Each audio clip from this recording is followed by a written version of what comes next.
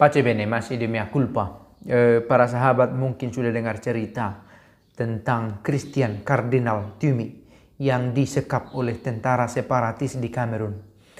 Kejadiannya di Kamerun tanggal 5 November dan kardinal ini sebenarnya sudah dirilis, dilepaskan tanpa uang jaminan, tanpa uang tebusan. Dia seorang uskup emeritus setelah berusia 90 tahun sekarang ini dia menjadi uskup emeritus, dan setelah menjadi kardinal di masa tuanya ini dia terlibat dalam penyelesaian konflik di Kamerun. Tetapi pada suatu ketika bersama dengan 12 orang dari kelompok lokal, ketika dia menyeberangi satu kota dia ditangkap, lalu mereka disekap.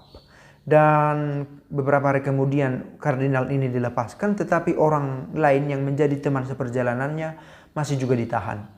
Nah, saya mau mengangkat kisah dari Kardinal Tumi ini dalam hubungan dengan bacaan ibadat singkat ofisi pagi pada hari ini, dan menarik isi percakapannya dengan kelompok separatis itu. Dia diinterogasi, tetapi dia mengaku bahwa tidak ada siksaan dan tidak ada kekerasan yang dialaminya.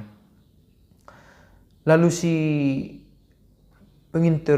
interrogator, pihak tentara separatis ini bertanya kepada kardinal ini, kami tahu bahwa kamu adalah salah satu kaki tangan dari pemerintah. Kamu termasuk yang membuat masalah di wilayah kami ini. Kata si interrogator, si tentara separatis ini. Lalu apa kata Kardinal Tumi? No, saya berjuang bukan untuk pihak tertentu, saya berjuang untuk membawa perdamaian. Dan saya yakin kamu juga berjuang untuk membawa perdamaian. Begitu kata Kardinal Tumi. Lalu dikatakan oleh si penangkap itu, sekarang kamu bebas untuk pergi kalau begitu, kalau memang terbukti kamu tidak berpihak kepada pemerintah. Tetapi katakan kepada pemerintah bahwa kami tidak akan menyerah. To lay our arms down. Menurunkan tangan, menyelesaikan perjuangan kami. Karena kami berjuang untuk hak-hak kami, katanya. Kami bukan pemberontak, kata tentara ini. Dan kami bukan kaum barbar. Sebagaimana dikatakan oleh Republik, kami berjuang untuk hak kami sebagai masyarakat. Lalu apa jawab Kardinal Tumi? Asal kalian tahu, saya adalah seorang Kamerun dan saya adalah warga negara Kamerun seperti kalian juga. I am not part of the government. Saya bukan bagian dari pemerintahan, and I'm totally independent of what I say. Saya benar-benar merdeka atas apa yang saya katakan. I'm not the mouthpiece of the government. Saya bukan kepingan mulut, saya bukan corong dari pemerintah. Because I'm not employed by the government. Karena saya tidak bekerja digaji oleh pemerintah. When I speak like a pastor. Kalau saya berbicara, ketika saya berbicara sebagai seorang pastor. And that I can never stop if I stop doing that. Artinya, saya tidak akan berhenti kalau tidak ada yang meminta saya berhenti. Saya berhenti kalau saya mau berhenti. Lalu dikatakan, saya berjuang di dalam Allah. Saya tidak diperintah oleh siapapun, katanya. Kalau ada yang benar, saya katakan benar. Dan kalau pemerintah melakukan yang salah, saya akan katakan yang salah. Dan katakan bahwa mereka salah. Itu dikatakan oleh Kardinal Tumi. Lalu dikatakan,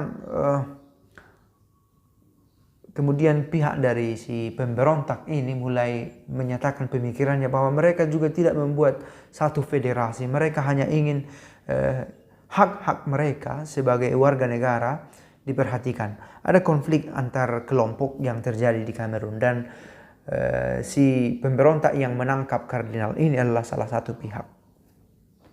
Lalu ditegaskan bahwa tidak ada sama sekali uang tebusan yang diberikan untuk membebaskan kardinal ini. Lalu sekaitan dengan peristiwa Kardinal Tumi, hari ini diperingati seorang uskup, Martin Tours, dan bacaan singkat yang diambil dari Ibrani 13 ayat 7-9 benar-benar sepadan dengan ini. Kita tahu tadi Christian Kardinal Tumi berjuang membawa perdamaian sebagai bagian dari pihak Allah. bukan dari pihak pemerintah, bukan dari federasi, bukan dari pihak sekuler. Lalu dikatakan di surat Ibrani ini, ingatlah akan pemimpin-pemimpinmu yang telah menyampaikan sabda Allah kepadamu. Perhatikanlah akhir hidup mereka dan contohlah iman mereka. Ini sekaitan dengan para kudus yang dikatakan dalam ibadat ofisi pagi ini. Dan tentu surat dalam Ibrani ini menegaskan para teladan iman pada masa itu. Yesus Kristus tetap sama, baik kemarin maupun hari ini dan sampai selama-lamanya. Janganlah kamu disesatkan oleh bermacam-macam ajaran asing. Sungguh-sungguh Kristus menjadi center sebagai pusat pewartaan. Nah, ketika ada kepentingan-kepentingan lain, boleh saja kita disesatkan oleh banyak ajaran. Christian Kardinal Tumi yang tadi kita dengarkan kisahnya benar-benar independen. I'm not employed by the government. Saya tidak digaji oleh pemerintah. Maka I am independent of what I say. Saya merdeka atas apa yang saya katakan. Karena dia mewartakan perdamaian dan berjuang untuk itu. Dan dia ada di pihak Allah. Maka apa yang diperjuangkan oleh Christian Kardinal Tumi benar-benar kiranya sesuai dengan apa yang Kristus inginkan. Bukan karena ada kepentingan lain, maka kecil kemungkinan ada ajaran yang sesat. Nah, semoga pemimpin yang semacam ini benar-benar hadir di tengah kita, sebagaimana ditunjukkan oleh Christian Kardinal Tumi, sehingga perjuangannya membawa perdamaian benar-benar menginspirasi orang untuk semakin mengenal Kristus. Sekali lagi menarik bacaan dari Ibrani 13 ayat 7 sampai 9 ini. Ingatlah akan pemimpin-pemimpinmu yang telah menyampaikan sabda Allah kepadamu. Perhatikanlah akhir hidup mereka dan contohlah iman mereka. Dalam konteks ini memang Kardinal Tumi belum meninggal dunia dan kita belum bisa pastikan apakah dia on the right path sampai nanti dia menyelesaikan tugas-tugasnya.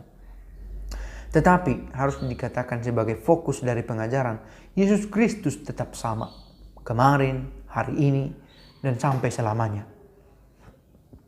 Janganlah kamu disesatkan oleh bermacam-macam ajaran asing. Sejauh pewartaan itu memusatkan perhatiannya pada Kristus, maka ajaran itu tetap ada di jalan yang benar karena Kristus yang menjadi sumber pengajarannya. Dia adalah jalan kebenaran dan hidup, dia mengajarkan kasih dan dia memberikan contoh teladan hidup kepada kita. Ketika Allah menyatakan kasih, dia tidak diam dalam perintah-perintah, tetapi dia menunjukkannya secara nyata lewat kehadiran putranya yang menjadi aktor, bukan sebagai penonton, bukan sebagai penasehat semata yang bersembunyi di balik tahtanya yang agung, tetapi yang turun ke lapangan, yang berlaku, yang memberikan teladan langsung. Satu pelajaran berharga dari seorang pemimpin yang sejati, yang kemudian kiranya ditunjukkan oleh pemimpin-pemimpin kita. Pace e bene.